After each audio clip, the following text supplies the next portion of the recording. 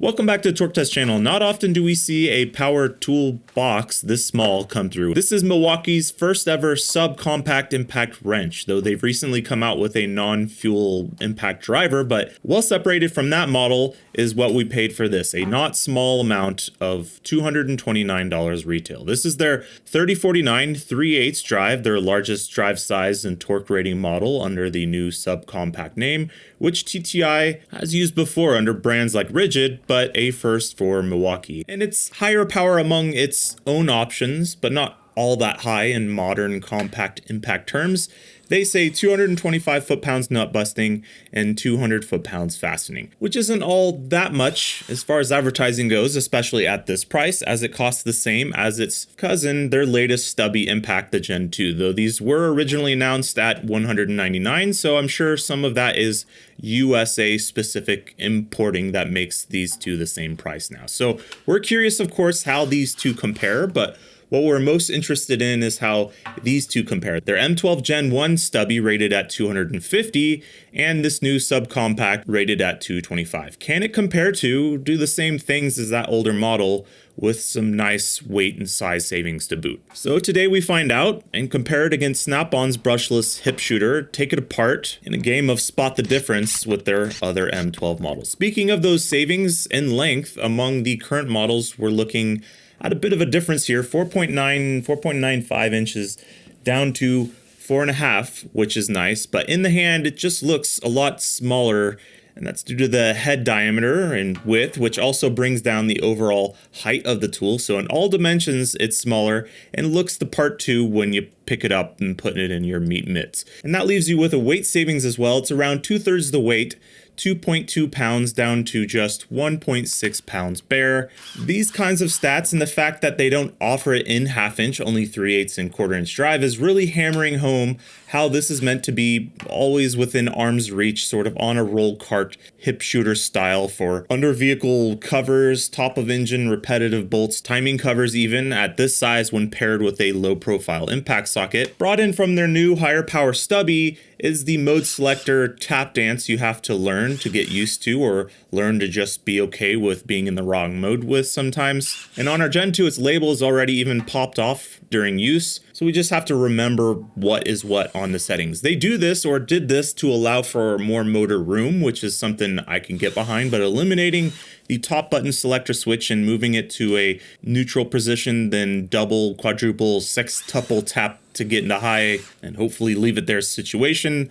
I find if this is your only impact, you may get used to it. If you own others, including other Milwaukee models, you'll often, maybe sometimes, accidentally change modes, as who doesn't double tap the throttle once in a while to make sure she's ready to go when picking it up. And because of how easy it is to enter neutral on this tool compared to other models that even have neutral for like light output mode changes. The last thing that it also borrows from that last stubby is mostly a positive though, these battery retention implants. This and brand new M12 packs can make it a little bit annoying to remove sometimes, but work well on ones, especially ones you've used for a while, and knockoff packs. They're good at holding that battery in place and not popping out nearly as much, which is a win. But does this tool mind lower power packs? The 550 foot-pound Bruiser only gets within a country mile of its advertised numbers with the high output 5 amp hour. So let's see, as we head over to the dyno, we'll be doing each run with the compact 2.5 and their 5 amp hour high outputs. Then we'll do some more batteries on its longest test run coming up. This is Working Torque, a 5-second in-forward test that has a long history of being run by brands for decades, and this Gen 1 stubby made as much as 137 in this test, while the Snap-on brushless CT861 made just 102. Doesn't love forward a whole lot, that tool.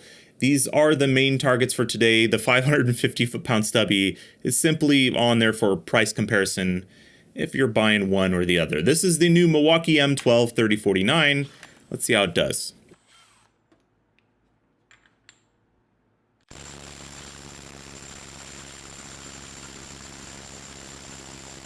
$93 foot-pounds, not a lot, and the 550 foot-pound model is shooting off into the sun like expected, but all these are with their best batteries so far, except for this subcompact, so let's get on with that. This is the 5 amp hour high output on screen in white.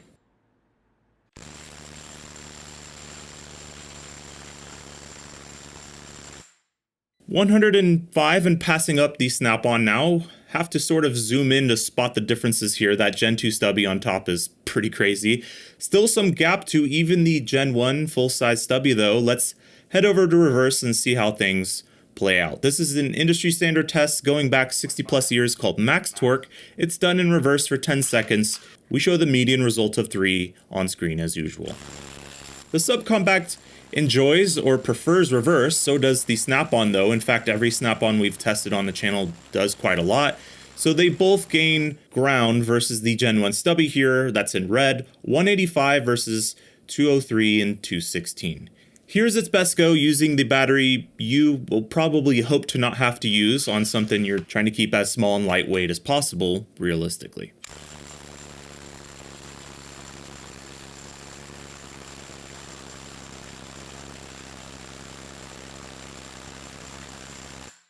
$192 foot-pounds, still fairly close to where the 2.5 is getting, which is sort of good news if you're wanting to make the tools as small as possible. What may change things is our 15-second best case scenario test, and that's done with freshly topped off batteries. For each run, they're best of 3 shown, and this is where the Snap-on CT861 starts to flatline and run out of steam much over 200, and it spends several seconds just adding 1 or 2 foot-pounds per second, and the subcompact starts to catch up with 204 foot-pounds total. This is its chance to see if it can finally, after all these runs do it, pass up the Snap-on.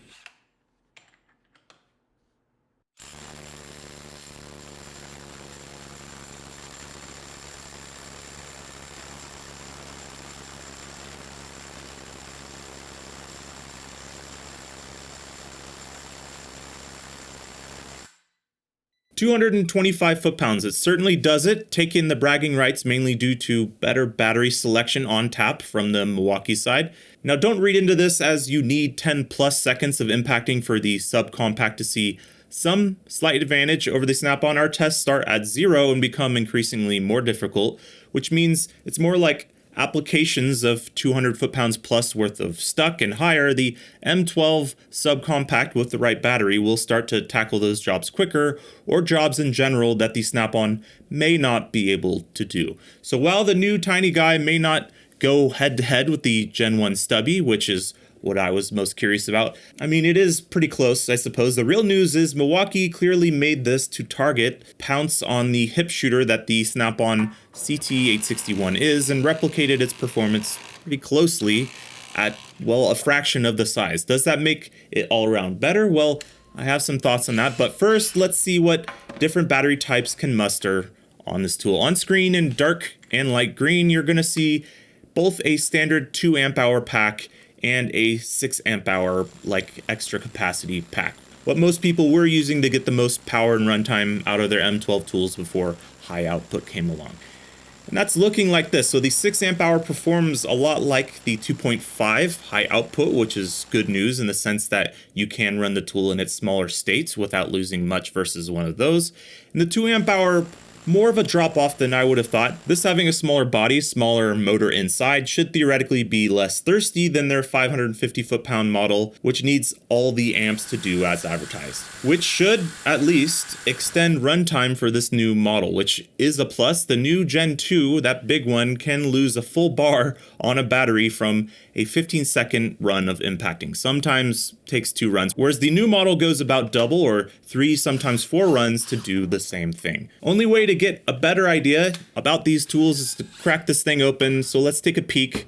Then we'll throw this tool on our rankings. Everything about this tool is small. The fasteners, screws are smaller threads, smaller head size. The armature is a fair size, but the fins, the blades for cooling it down, are more like bumps. This tool does get quite hot to the touch when using it a lot, though we didn't notice any effects from heat soak like a drop in performance or becoming more rough in the hand. Inside, you'll notice a fairly decently sized stator motor frame for this sort of tool. The length or thickness of that is in fact more than the 550 foot-pound model, 13 to 14 millimeters versus 11 to 12 millimeters on the bigger guy, so that accounts for some of its length. But here on the big guy, 53 millimeters in diameter on that motor versus just 40 millimeters on the new subcompact, with less visible windings as well. That does make a difference. Even with that 40 millimeter diameter on this small frame, it leaves no room up top above the motor for the button selector board, which is why you get the trigger dance selection mode route. When it comes to the hammer size, this is where it gets very obvious. We're going to be going from 9.5 ounces on the Gen 1 stubby up to 11.8 ounces on the Gen 2 guy, the 550 foot-pound model, down to, on the subcompact, just 7.5 ounces. This loss in the 20% diameter difference from the Gen 1 stubby to the subcompact makes it downright hard to believe this new tiny guy is in the same realm of conversation as the Gen 1 stubby in torque. The trigger on this tool is sort of standard M12 fare. Nothing all that special in my opinion, and they really shoehorned this starting capacitor on the board in here on the underside of it. Pretty cool how they wedge it all into this small space when the battery takes up half the handle to begin with. Let's see how it all ranks today. On our standard compact ranking, tools found in 1/2 inch and 1/2 inch or 3/8, its dyno runs are turned into 11, 19, and 23 points. And at 4.5 inches, it's only bested by the Gen 1 rigid subcompact in length, but makes quite a bit more sauce than that too. 50 points even for power to size ratio. It made its tightening claims with either a compact or the larger battery today.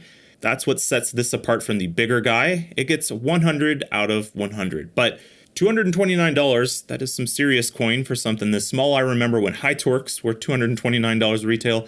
This gets just 16.7 points for performance as a function of price, which totals 219.7, placing it down here between a Bosch and an Ingersoll Rand compact.